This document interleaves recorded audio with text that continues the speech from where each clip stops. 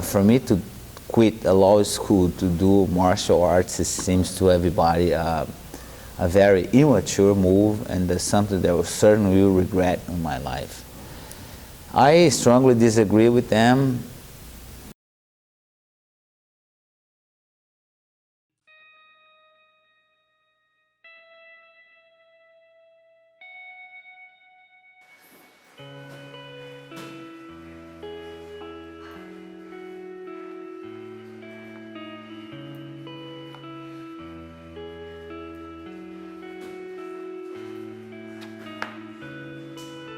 Jiu-Jitsu, to me, Brazilian Jiu-Jitsu is a way of life.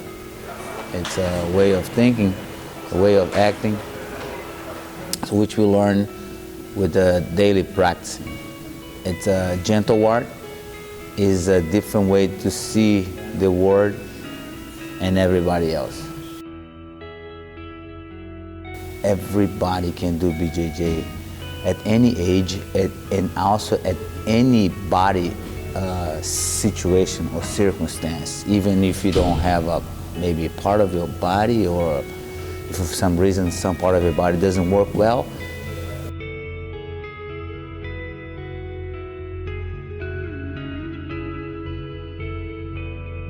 Most of people think there's going to be a bunch of guys like hurting each other, and it's going to be a very violent, and they feel like I need to get ready to start to learn this.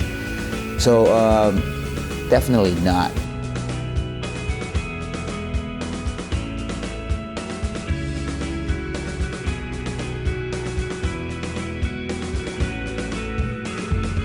Swing your leg over, grab your shin, step on my hip, sit up, go get it tight, walk it, hide the foot. I never ever fought in the street, not even once. Once you fight on a regular basis, or like daily, you don't want to fight anymore. I was always like willing to avoid fight, just walk away, and just like, I already trained today, so I cannot do this again.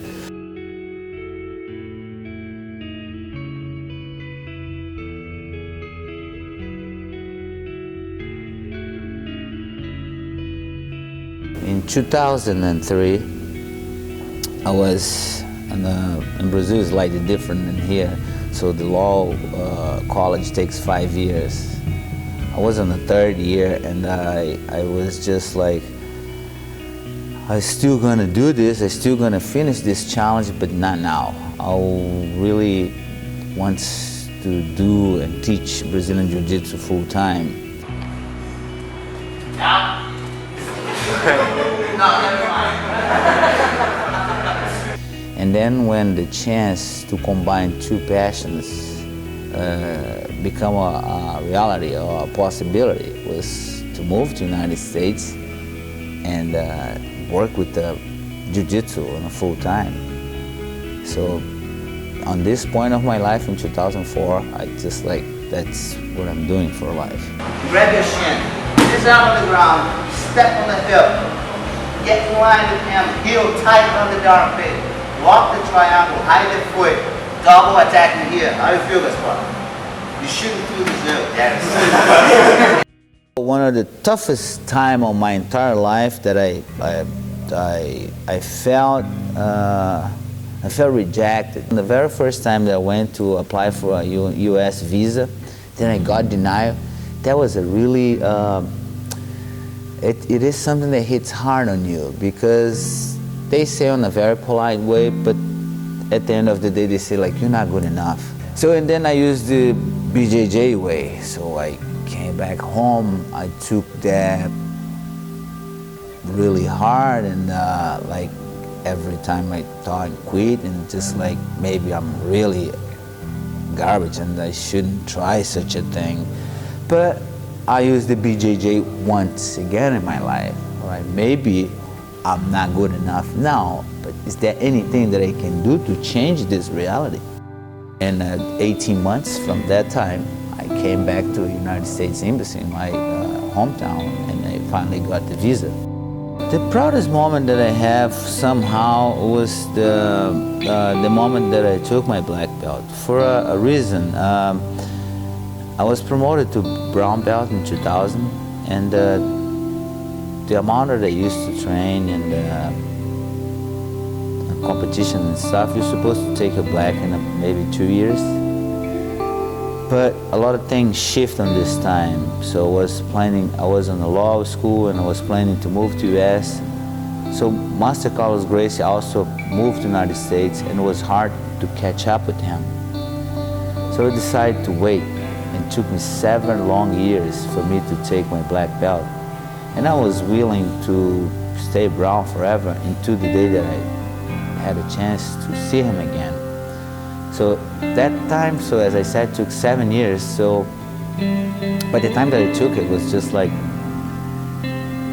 was long enough, was about time, but I felt like it was the right thing for me to do. So when I took my black belt in 2007, after 7 years waiting, was the proudest moment of my jiu-jitsu life.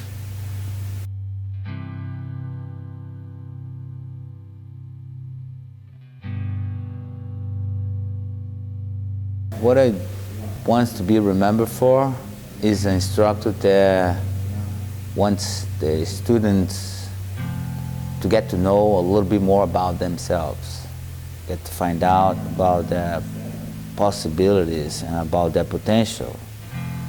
And that the BJJ is a very peaceful way of finding out about yourself. And that's what I would love to be remembered for an instructor that helps the students to realize their potential.